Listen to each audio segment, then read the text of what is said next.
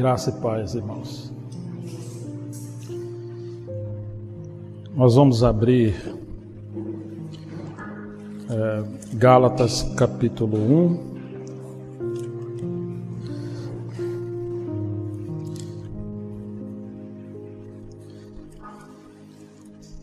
Versículo 15. Nós vamos pensar com a graça de Deus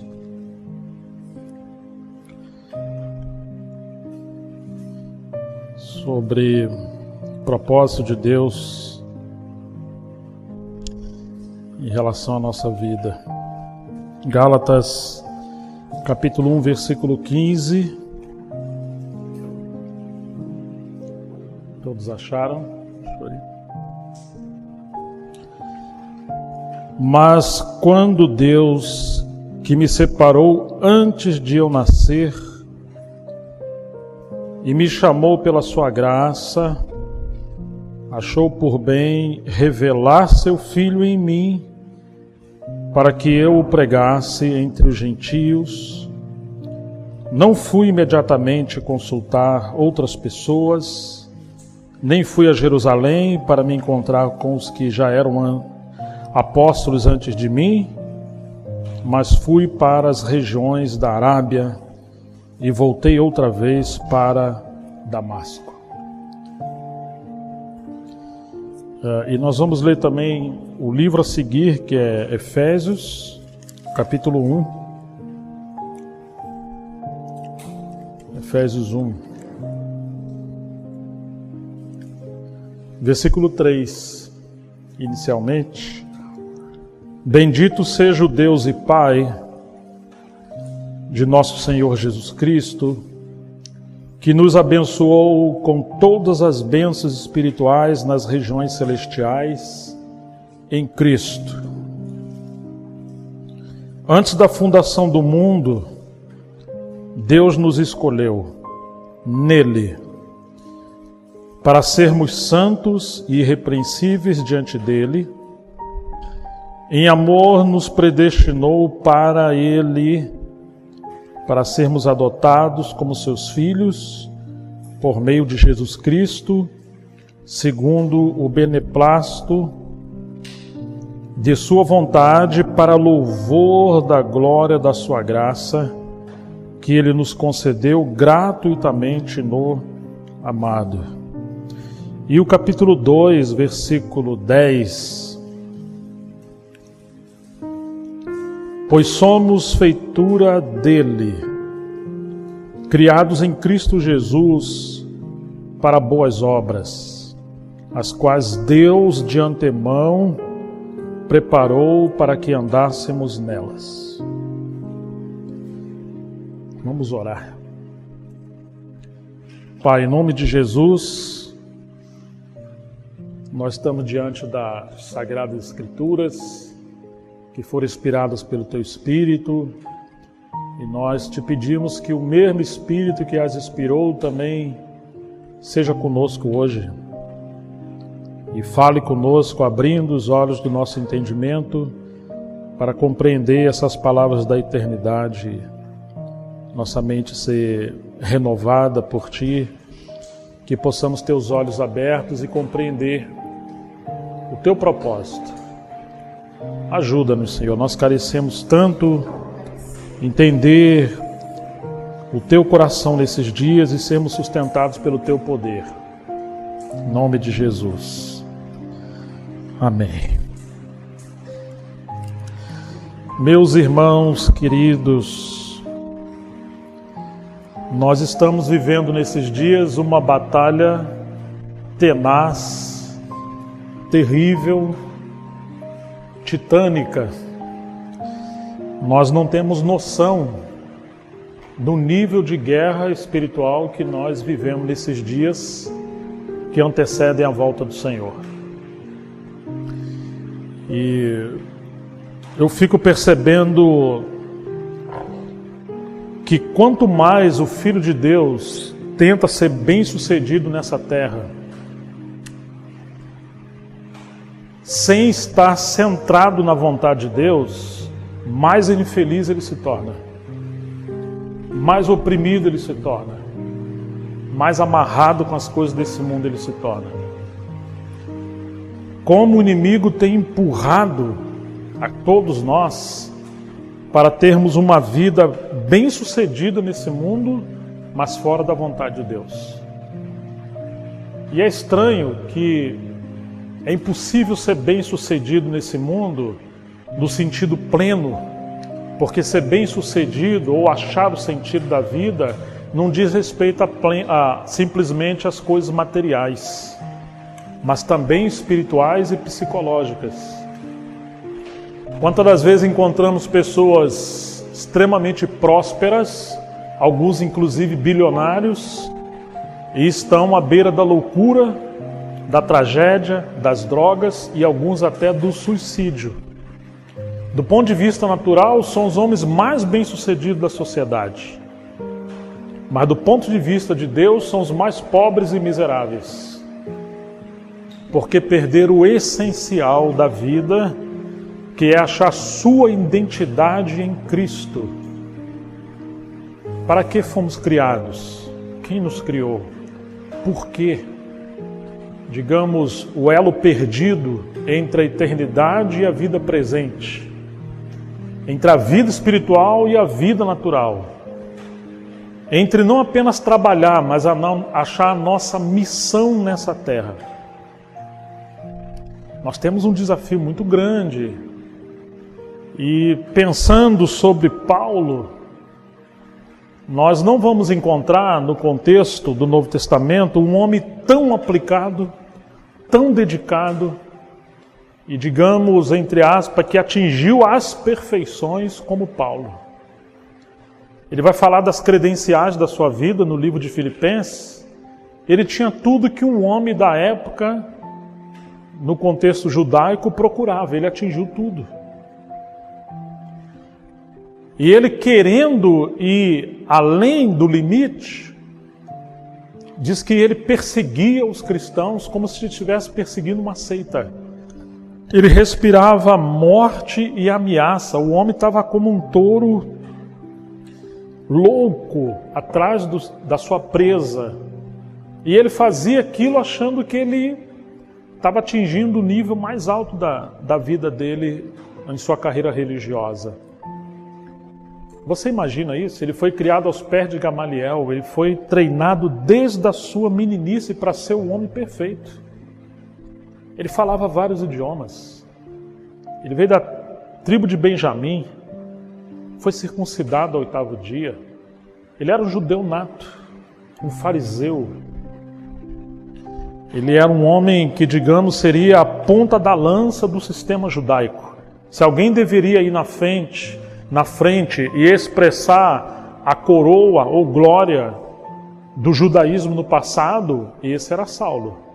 Um jovem que ninguém poderia chegar ao seu nível até então.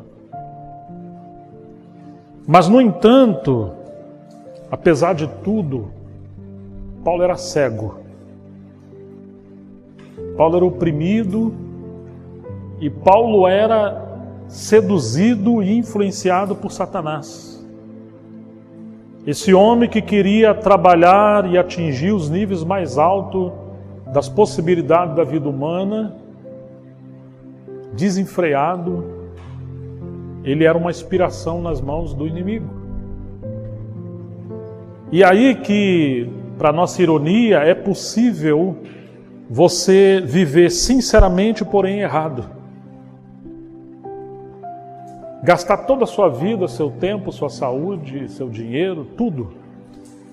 Entender que no final da sua vida você tomou o caminho errado. E que tragédia será isso? Porque um dia nós estaremos diante do tribunal do Senhor. E o seu tribunal será como um fogo purificador. Aquilo que fizermos na vontade de Deus vai ser como um ouro passando no fogo. O que se queima no fogo? Somente as impurezas. Mas se as nossas obras, o nosso trabalho, o nosso labor, nossa vida, ela for desenvolvida fora da vontade de Deus, será como palha, feno, madeira. E sabe o que vai acontecer naquele dia que vamos prestar conta ao Senhor? Tudo isso vai ser queimado. Vai se perder tudo. Somente o que fizermos hoje na vontade de Deus, ela produz glória para Deus hoje. Ela produz graça em nossa vida, gozo em nossa vida, satisfação em nossa vida. Ela atrai como que uma conspiração dos céus que as coisas vão trabalhar a nosso favor para que nós sigamos servindo o Senhor. Claro que não somente coisas boas, né? Que a tribulação faz parte. Ela vai abençoar vidas e não somente isso. O que fizermos na vontade de Deus vai ter uma recompensa no reino que virá. Nós vamos receber galardão, recompensa. E isso vai repercutir os efeitos da vontade de Deus obedecida em nós por toda a eternidade. Estão entendendo? Então não vale a pena você trocar essa vida que parece que é ampla, mas ela é muito pequenininha comparada com a eternidade. Não vale a pena você trocar anos buscando satisfação própria, segundo o que o seu coração enganoso te seduz e te engana, em troca da vontade de Deus. Mesmo que você faça uma coisa pequena, mesmo que seja esporádica, e mesmo que a vontade de Deus não seja você fazer grandes realizações nessa terra, mas seja você manter o testemunho de uma vida em obediência. Mesmo que aos nossos olhos pareça nada, mas não existe lugar nesse mundo mais importante do que estarmos no centro da vontade de Deus. Às vezes a vontade de Deus é que sejamos como aquelas estacas do tabernáculo. Elas estão enterradas na terra para que o tabernáculo permaneça de pé. Uma vida em secreto, uma vida escondida. Ela não é como um altar, ela não é como um candelabro que está iluminando dentro do santo lugar. Mas ela é que sustenta a obra do Senhor. Às vezes a vontade de Deus é que sejamos como uma madeira que está sendo esculpida pelo artista que é o nosso Senhor. E Ele vai moldando a imagem do Seu Filho em nós, no meio das circunstâncias. Não sabemos que sabemos algumas verdades do que Ele está fazendo em nós, nos transformando a imagem do Seu Filho, sim. Mas quase sempre você não tem um plano muito claro para você seguir, um manual. Você vai encontrando a vontade de Deus a cada dia ou a cada vez que você dá um passo de obediência. O Senhor falou para Abraão: Abraão, sai da sua terra, do meio da sua parentela. Tá, e eu vou para onde? Você vai para a terra que eu vou te mostrar. E não mostrou. Ele só foi mostrar a Abraão à medida que Abraão foi andando e vivendo uma vida de altar e tenda. Quando ele chegava onde Deus queria, ele edificava o altar e adorava o Senhor. E ali ele armava a sua tenda, aonde estava a presença do Senhor. Quando o Senhor mandava ele seguir adiante, ele ia. Até que ele entendeu com mais clareza o plano do Senhor, a vontade do Senhor. Às vezes achamos que as coisas estão muito claras, não estão. Estão claras para Deus, não para nós.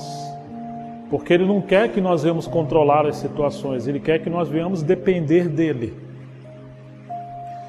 E por que estou falando essas coisas em relação ao nosso contexto? Olha o que Paulo descobriu, porque Paulo estava indo, depois que Estevão foi apedrejado. Você imagine matar Estevão, um jovem homem, apedrejado, achando que estavam fazendo um serviço a Deus, porque não podiam resistir o espírito e a sabedoria com que Estevão falava. E ele viu os céus abertos e o Filho do Homem em pé à direita do Pai. E as roupas daqueles que apedrejavam Estevão colocaram aos pés de Saulo, que é esse que nós estamos falando dele. Porque Saulo era aquele que, de alguma forma, liderava aquela situação, aquele motim. Paulo agora está indo para Damasco, ele está como um vulcão em erupção, explodindo ódio, fúria, querendo encontrar os cristãos e os fazê-lo blasfemar e ajudá-los a serem torturados, martirizados, até que eles negassem o nome de Jesus. E Saulo indo no caminho de Damasco, você sabe o que aconteceu com ele? Estamos em Atos capítulo 9. Uma luz mais resplandecente que o sol de meio-dia brilhou. Você imagina isso? Uma luz mais resplandecente que o sol de meio-dia? Nós não conseguimos olhar para o sol de meio-dia. Agora imagine uma luz mais gloriosa do que essa, e ele cai por terra já cego. E ele escuta uma voz: Saulo, Saulo, por que você me persegue? Eu fico imaginando o choque, o conflito que essa revelação gerou em Paulo, porque em seguida ele fala: quem és tu, Senhor? E a palavra Senhor ali é Kyrios, que é soberano do universo. Ele reconhece que é o soberano, mas não sabe quem é. Como se o homem na teologia, na doutrina, ele tinha uma formação, na época reformada, dos maiores teólogos da época. Ele era uma doutrina pura. Ele sabia tudo de cor e salteado, mas ele não conhecia em experiência o Senhor. Ele cria no único Deus, como o monoteísmo judaico, acertadamente no que eles sabiam, mas o único Deus que subsiste em 3 pessoas. E ele está descobrindo que Jesus, que ele achava ser um defunto, um impostor, uma fraude, ele agora não é apenas um profeta, porque nem isso ele acreditava que ele era, mas descobre que Jesus é Deus que se fez homem. Você imagina essa atualização doutrinária, essa revelação em Paulo? E ele agora está descobrindo não apenas que Jesus é Deus, mas ele está descobrindo que aquele povinho medíocre que ele perseguia, pobres miseráveis, seguindo uma seita, Paulo está descobrindo que esse povo é a habitação do Senhor. Quando Jesus diz: por que me persegues? Ou seja, eles e Cristo é uma unidade só, um único corpo místico, e que isso é o povo de Deus, a igreja. Isso foi uma revelação louca, absurda. O que transformou um homem perverso, genocida como Paulo, em um apóstolo da graça de Deus, que no lugar de perseguir, ele agora está sendo perseguido, e quando ele é perseguido, ele intercede, ele perdoa, ele ora, ele não revida. O que levou um homem que blasfemava contra Cristo, agora é a sua maior testemunha? O que levou um homem que pregava contra ele, agora ele é o advogado em sua defesa, provando pelas Escrituras que aquele Jesus que eles mataram, ele é o Cristo, o filho de Davi, profetizado pelos profetas e as palavras proféticas da Bíblia. Somente uma revelação gloriosa, somente um encontro real com Cristo pode transformar as nossas vidas, assim como transformou a vida de Paulo. Agora Paulo, ele pergunta o que o Senhor quer que faz, e o Senhor fala: entra na cidade de Damasco, lá vai ser falado para você o que você deve fazer. Deus enviou um homem, discípulo, chamado Ananias, que vai ter com Saulo. O Senhor chama ele, Ananias, e falou: quem és, Senhor? O que tu queres? Vai! E ele manda ir ao lugar onde Paulo estava. Ananias fala: mas Senhor, nós ouvimos o quantos males esse homem comete. Tem carta dos anciãos e dos principais sacerdotes para vir nos perseguir e matar. Ele vai, porque esse homem é um vaso escolhido para mim, para levar o meu nome às nações. e eu lhe mostrarei o quanto ele deve padecer pelo meu nome. Quando Ananias entra, fala, irmão Saulo, já não vê Saulo como um grande perseguidor, mas chama ele de irmão. Não é porque o nome de Paulo estava num hall de membro de uma congregação. Não, é porque ele conheceu por revelação. O Senhor que te apareceu no caminho de Damasco me enviou até você. Olha que nível de vida que eles tinham e que nós precisamos buscar. E ele fala do ministério que Paulo teria, impõe a mão sobre Paulo, ora por ele, para os seus olhos se abrirem. Sabe o que aconteceu? Saíram ou caíram como escamas dos olhos de Paulo. E aquela cegueira de Paulo foi curada. Interessante que antes Paulo tinha os seus olhos naturais abertos, mas os olhos do seu coração estavam fechados. Paulo via o mundo físico, mas não via o mundo espiritual. Paulo conhecia as Escrituras, mas não conhecia o que estava por detrás das Escrituras, a revelação. Ele ouviu falar de um Jesus, mas agora ele conheceu Jesus de fato. Mas enquanto ele foi curado da sua cegueira espiritual e natural, seus olhos nunca mais foram o mesmo, ele foi marcado com a vara da disciplina de Deus, porque agora Paulo teve uma fraqueza na carne. O Senhor não permitiu Paulo nunca mais ver o mundo como ele via. Ele agora dependia de ser guiado por outros. E quanto mais Paulo era debilitado na sua natureza humana, sua estrutura humana, mais profunda era a sua visão e revelação das coisas celestiais. Um dos nossos problemas é que nós estamos enxergando muitas coisas nessa terra. Estamos tão envolvidos com as coisas nessa terra que os olhos espirituais do nosso coração estão fechados como que com areia ou um cisco. O inimigo tem nos levado, como fez com Jesus, o levou ao topo. Fala, contempla a glória desse mundo, tudo eu te darei se você prostrar me adorares. Quantas vezes nossos olhos são fascinados pela sedução dessa vida. Basta você ligar uma televisão, sai na rua, vai num shopping, aonde você for.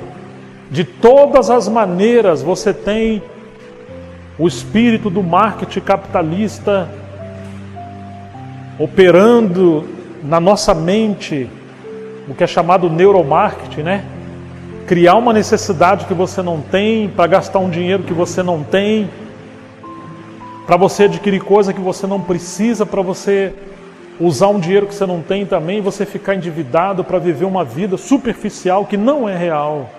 E cada vez mais você criar raízes nessa vida maligna, terrível que é hoje, dessa sociedade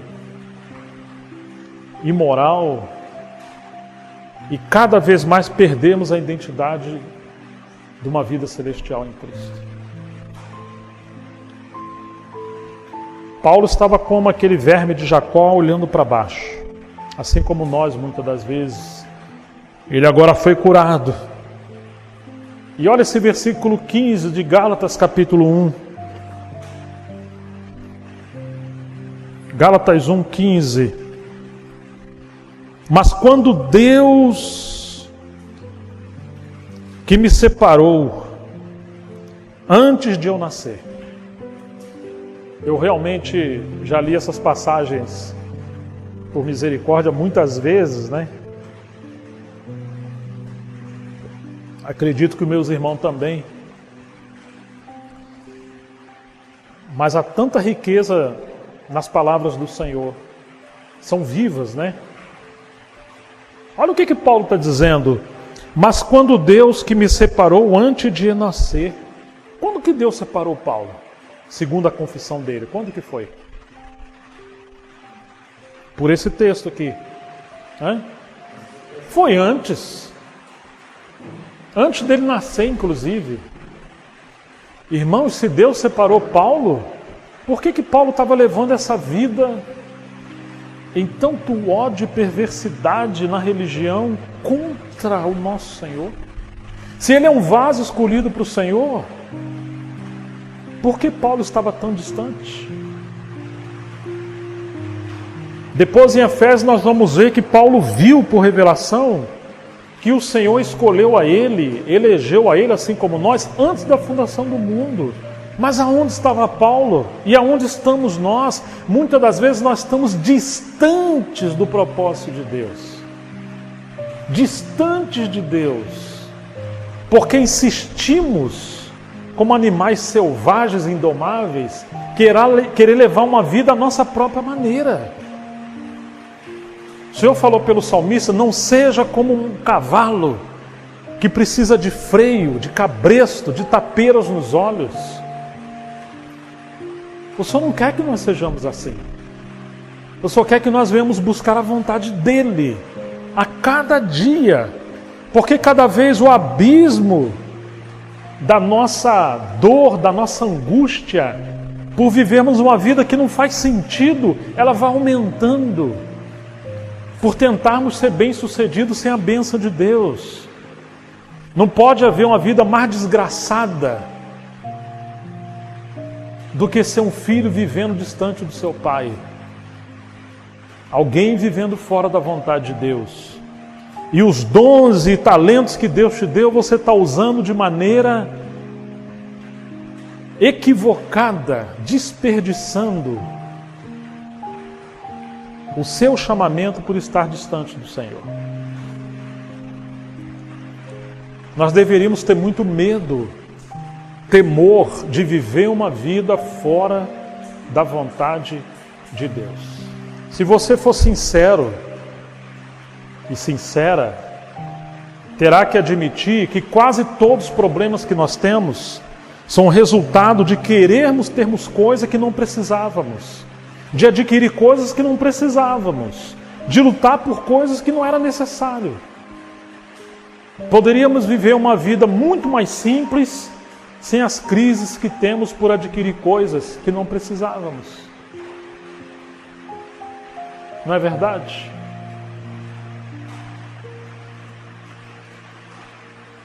Nós devemos nos contentar com as pequenas coisas, mas a nossa vaidade, o glamour desse mundo, que muitas das vezes nós entramos nessa mesma cegueira, a gente vai atrás de coisas e depois vamos ver que tudo isso é como fumaça da vaidade.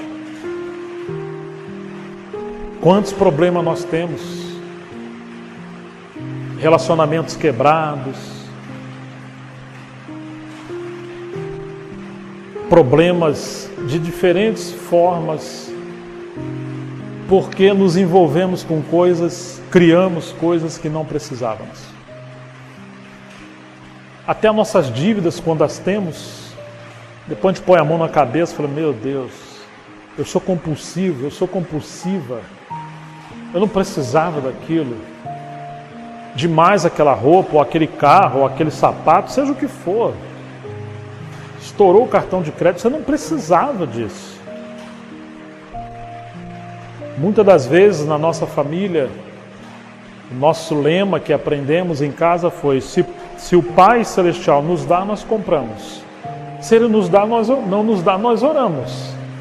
Nada nos faltará. Se não temos, é porque não precisamos dessas coisas muitas das vezes. E vivíamos uma vida simples e feliz. Quando às vezes deixamos essa simplicidade, começamos a trilhar um caminho de vaidade, passamos a adquirir coisa, puxa, daqui a pouco nós vemos que essas coisas se tornaram armadilha para nós. A alegria se foi embora porque perdemos a bênção da provisão, porque nós mesmos forçamos a adquirir coisas que Deus não nos deu. Claro, pelo nosso trabalho, não é uma mágica, mas uma vaidade muitas vezes nos trai. Nosso coração, muitas das vezes, é o nosso pior inimigo. Temos impostores dentro de nós, né? Somos grandes atores. Vivemos uma vida falsa, muitas das vezes. Nós sabemos que não somos nada disso. Somos hipócritas, muitas das vezes. E simulamos um estilo de vida que não precisa, mas que luta para a gente querer manter um padrão que nós sabemos que não é nosso e não deveríamos estar ali. Paulo diz: mas quando Deus me separou antes de eu nascer e me chamou pela sua graça, Aprove a Deus revelar seu Filho em mim. Aqui está, irmãos, o chamamento maravilhoso do Senhor. Deus não nos chamou para uma religião. Deus não nos chamou para uma vida confinada, moribunda, cantando uns hinozinhos que não tem nada a ver com o nosso estilo de vida. Não é isso aí, não. Agora não podemos cometer mais as coisas que fazíamos antes, porque nós somos cristãos. Não, não é isso. Deus nos chamou para uma vida tão profunda com Ele, que de fato é a verdadeira vida, a vida eterna com Ele. E sobretudo, disse Paulo, revelar o seu Filho em mim. Infelizmente, nós gastamos muito tempo para revelar nós mesmos. Estamos cheios de opinião, lutamos pelas nossas opiniões, nossas dores, nossas angústias. Eu acho isso, eu penso aquilo. Lutamos por referência, por reputação, por ser reconhecido. Que vida miserável! Revelar seu Filho em mim. O quanto de Cristo nós temos. Às vezes sufocamos o Cristo que habita em nós porque lutamos para não aceitar a mortificação com Cristo, porque queremos viver a nossa própria vida. Achou por bem revelar seu Filho em mim, para que eu o pregasse. Meu Deus do céu! Não é para a gente ocupar a nossa vida conosco mesmo, mas é para anunciar o Senhor. Não uma bandeira de uma igreja, não, de um ministério, não, é uma pessoa viva. Quantas pessoas oprimidas, quantas pessoas carentes. E às vezes nós não temos nada para dar às pessoas, sabe por que não temos? Porque somos pobres, mendigos comendo as migalhas, sendo que somos filhos do Rei, chamados à mesa da riqueza do Senhor. Mas porque não conhecemos o mistério desse chamamento do propósito de Deus em Cristo. Para que eu pregasse entre os gentios, não fui imediatamente consultar outras pessoas, porque Paulo teve uma revelação gloriosa, ele tinha convicção, certeza, e ele seguiu adiante. Irmãos, quanta falta de certeza, porque falta realidade espiritual. Quando chegamos em Efésios capítulo 1,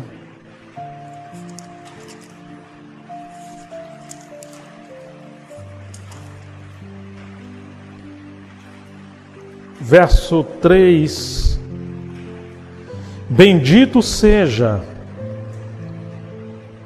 1:3, o Deus e Pai de nosso Senhor Jesus Cristo. Agora olha isso aqui que Paulo está falando. Ele nos abençoou com todas as bênçãos espirituais nas regiões celestiais em Cristo. Ele vai nos abençoar ou ele já nos abençoou? Já nos abençoou. Mas nós vivemos como se não fôssemos abençoados. Como se fôssemos abandonados. Como se estivéssemos nas trevas de uma vida sem Deus. Não, irmãos. Ele já nos abençoou. A grande questão é, vivemos em nós mesmos ou vivemos em Cristo? Que as suas bênçãos espirituais que já nos foram dadas, elas estão em Cristo. E se estamos em Cristo, todas essas bênçãos estão em nós. Mas se estamos separados dele, vivendo uma vida desenfreada sem ele, nós mesmos nos apartamos dessas bênçãos. E o contrário de bênção é maldição, miséria, desgraça, fraqueza. Antes da fundação do mundo, Deus nos escolheu em Cristo. precisamos ter essa certeza de que antes da fundação do mundo, Deus nos escolheu em Cristo. Se tivermos esse fundamento, nós vamos viver como aqueles cristãos primitivos, que mesmo quando eles estavam aprisionados, perseguidos, moribundos, espancados, torturados, eles estavam cheios de um gozo inefável do Espírito Santo. Uma alegria do reino eterno. Nada nesse mundo poderia contê-los. Os romanos diziam que eles sabiam morrer, porque eles não viviam mais na base desse mundo, ou dessa vida falida, humana, terrena. Eles viviam centrados e fundamentados na vida em Deus.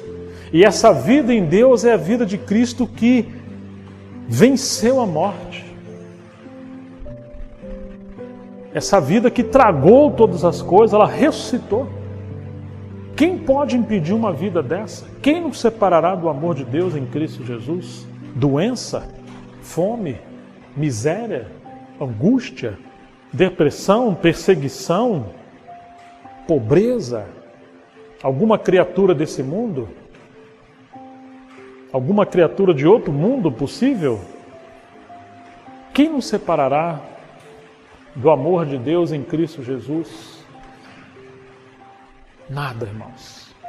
Se tivermos essa certeza desse chamamento, de que estamos seguros nas mãos do Senhor.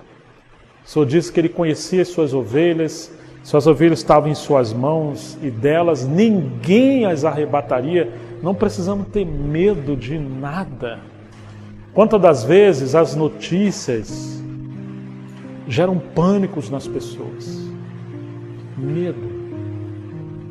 Mas se tivermos essa convicção de que nossas vidas estão seguras nas mãos do Senhor, não teremos medo. Nem de nada.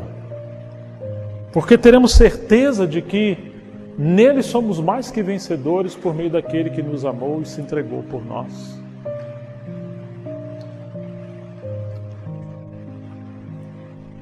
E Ele nos escolheu no Seu Filho antes da fundação do mundo para sermos santos. Quanto mais andamos com o Santo, Ele nos santifica. Quanto mais amamos a Deus, menos amamos esse mundo. Quanto mais nos envolvemos com Ele, menos nos envolvemos conosco e com coisas e pessoas que não nos aproximam mais do Senhor. Irmãos, você vê os salmos, você olha para Davi. Davi entendia que as Escrituras eram um tesouro inestimável. Quanto eles amavam a lei do Senhor. Ouro nenhum desse mundo era tão valioso quanto esse tesouro. Por quê? Porque por meio das Escrituras eles encontravam as profundezas do coração de Deus e Deus se revelava a eles por meio do devocional, de uma vida consagrada, uma vida piedosa, uma vida de intercessão, uma vida de contemplação de Deus pelas Escrituras. O que nós fazemos hoje com as Escrituras? Às vezes a nossa Bíblia está empoeirada. Quantas vezes alguns vão buscar a Bíblia na hora da reunião, não sabem nem onde está a Bíblia. Claro, se ela estiver nas mesas, nas camas, em algum canto que você anda lendo, isso é saudável. Mas, irmãos, estamos tão mundanos que nós trocamos momentos na lama desse mundo de pecado. Horas e horas e horas com distrações. E não temos minutos para meditar na palavra do Senhor. Por isso que estamos tão pobres. Estão me entendendo? Satanás cegou o entendimento dos incrédulos para que não lhes resplandeça a luz do Evangelho da glória de Deus na face de Cristo. 2 Coríntios 4:4. A obra de Satanás de promover cegueira espiritual. Ele vai empurrar você e a mim e a todos para nos manter cegos, engodados, amarrados, envolvidos com qualquer coisa que venha nos afastar da comunhão profunda com Deus e de ver esse livro não simplesmente como um livro, mas como o descortinar desse véu entre a terra e os céus. Lembra das Crônicas de Nárnia, do C.S. Lewis, que aquelas crianças entram no guarda-roupa, e quando elas entram no guarda-roupa não é simplesmente um guarda-roupa, é a porta para um outro mundo. Compare isso com as Escrituras, compare isso com a vida em Deus. Quando o véu é rompido, é tirado, e nós agora passamos a desfrutar de realidades espirituais da eternidade, do mundo que virá, mas que é mais verdadeiro do que esse mundo que nós estamos vivendo. Tudo é passageiro. Fabrício estava lendo Jesus dizendo: eu sou o verdadeiro pão, a verdadeira comida. Ué, então a comida que nós estamos comendo, o que é? Ela não é a verdadeira comida, ela é comida, mas não é a verdadeira comida. Eu sou o pão, então quando você estiver comendo pão, lembra que isso aí é só uma tipologia, é só uma alegoria para você lembrar que a verdadeira comida, o verdadeiro pão que você precisa não é esse. Como disse Jesus, nem só de pão o homem viverá. Isso aqui é transitório. Ele vai falar de várias coisas verdadeiras nele, e que tudo isso aqui é transitório. Mas nós achamos que isso aqui nós devemos nos agarrar na casa, na comida, nos bens, em tantas coisas. Como dizia Salomão, tudo é vaidade debaixo do céu. Tudo é vaidade. Até o nosso casamento, irmãos, é passageiro. Não se agarre muito a isso. Os que são casados como se não fossem. Não deixe o seu casamento se tornar o seu ídolo. Quando você dedica mais o seu tempo a tua esposa e teus filhos e não sobra nenhum tempo para Deus. Você orou por uma noiva, um noivo, um esposo, e quando o Senhor te deu, você parou de orar. Nosso casamento, a nossa família, nosso relacionamento deve nos aproximar muito mais de Deus.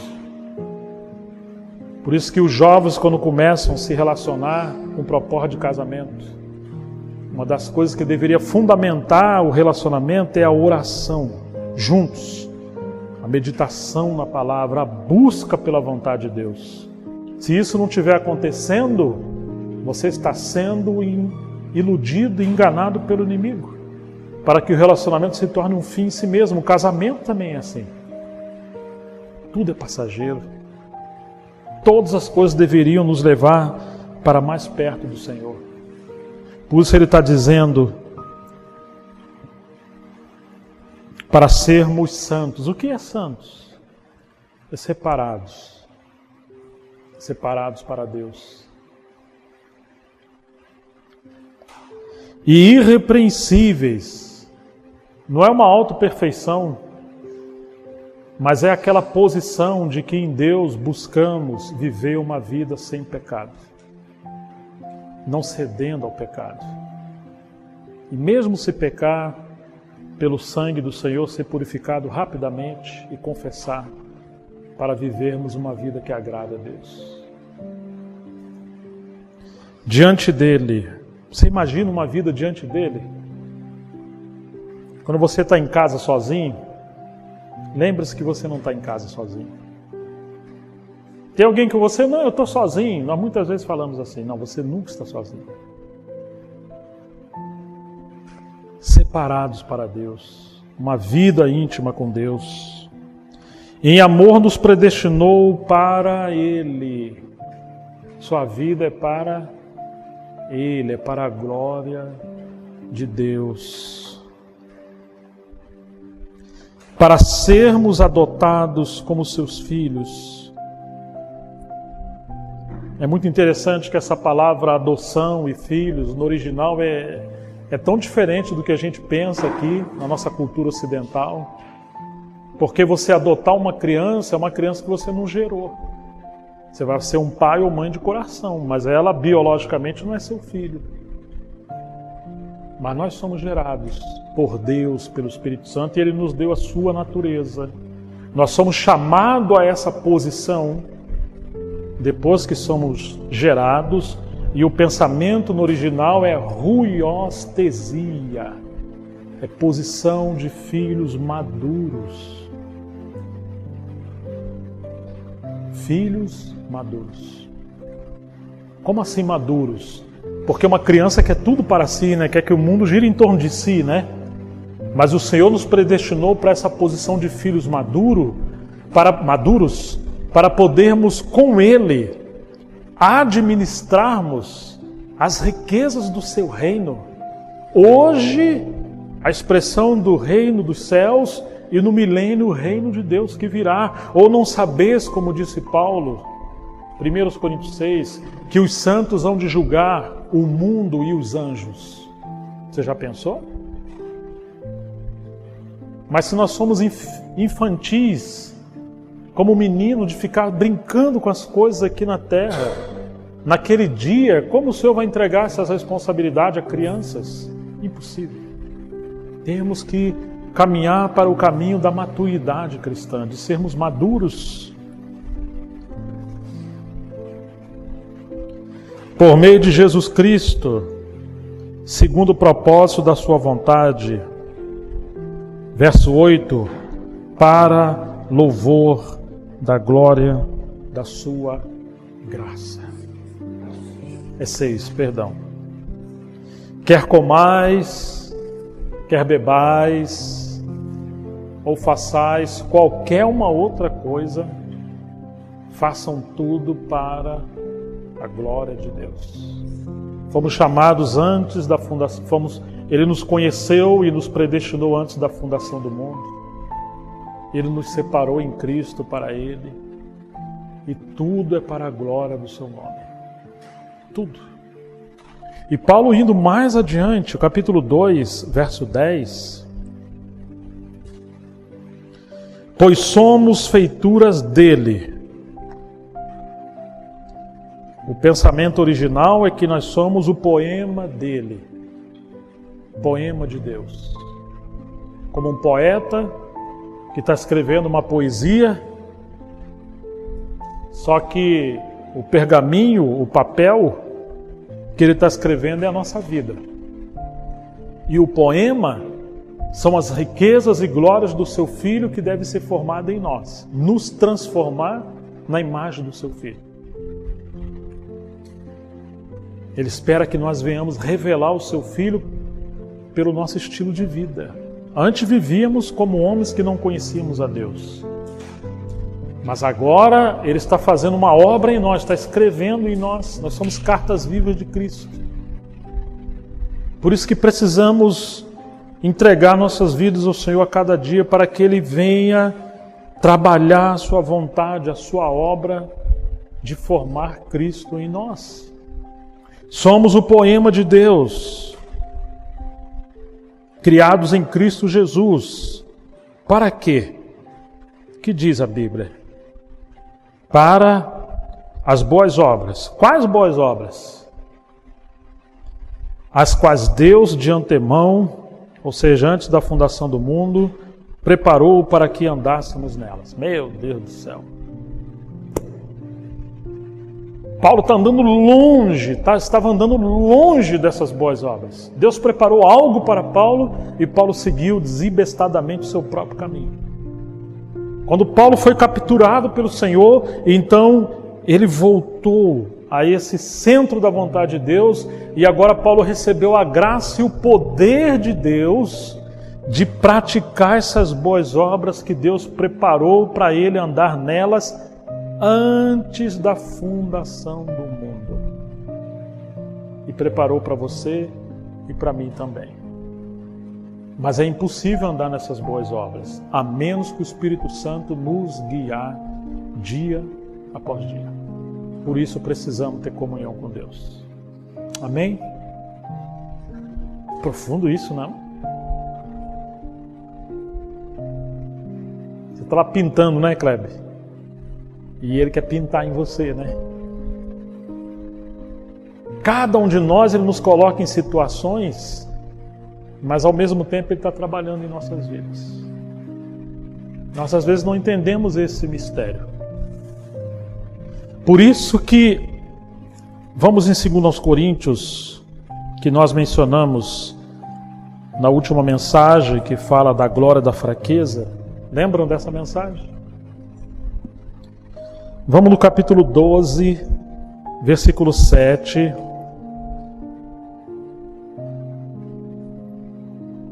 Diz assim: e para que eu não ficasse orgulhoso com a grandeza das revelações, foi-me posto um espinho na carne, mensageiro de Satanás, para me esbofetear, a fim de que eu não me exaltasse. Eu cada vez mais fico maravilhado com esse texto, com essa experiência, né? Você conseguiria andar bem com um espinho no pé? Conseguiria trabalhar bem com as suas mãos, com um espinho na sua mão, com um cisco no seu olho? Deus cria meios em nossas vidas para a gente não seguir um caminho que vai nos apartar da vontade dele, das boas obras que ele nos deu. Muitas das vezes temos que ter um espinho na carne. Muitas das vezes temos que ter fraqueza, debilidade. Não que Deus é ministro de doença, não estou falando isso. Eu estou falando de uma permissão por causa da nossa obstinação. Nós somos obstinados. Isso até vencer a nossa vontade, que a nossa vontade são pirracentos, né? O Senhor tem que permitir coisas em nossas vidas. A fim de que eu não me exaltasse, ou seja, não me inchasse de orgulho, né? 3 vezes pedi ao Senhor que o afastasse de mim. Em outras palavras, Senhor, tira esse espinho de mim para eu viver uma vida assim mais livre. Não, Paulo. Esse cerco da disciplina é justamente o que mantém você protegido na minha vontade. Se você ficar livre, você não sabe quão perigoso você é. E assim somos nós. Cada um na sua esfera de disciplina. Paulo, então ele me diz: a minha graça é o que basta para você, porque o poder se aperfeiçoa na fraqueza. O que Paulo precisava? Paulo precisava de graça e de poder. O que você precisa? Eu preciso que Deus me tire daquele problema. Não. Quando a gente entender que é justamente esse problema, o ambiente que atrai a graça e o poder de Deus, nós vamos abençoar aquelas dificuldades. Nós vamos aprender a beijar a fraqueza quando ela chegar a nós, porque junto com a fraqueza vem a graça e o poder. Mas se você rejeita e dá coice à fraqueza, você está abraçando o orgulho e expulsando a graça de Deus da sua vida, porque Deus dá graça aos humildes e resiste aos soberbos. Irmãos, a nossa grande necessidade é o poder de Deus nas nossas vidas para levarmos uma vida de obediência a Deus, seja em quais forem as dificuldades. O que adianta uma vida livre de problemas, mas sem a graça e o poder de Deus? O que adianta? Não é? O que adianta, às vezes, um grande instrumento se você não tem um artista para tocá-lo? Ele vai ficar largado à poeira.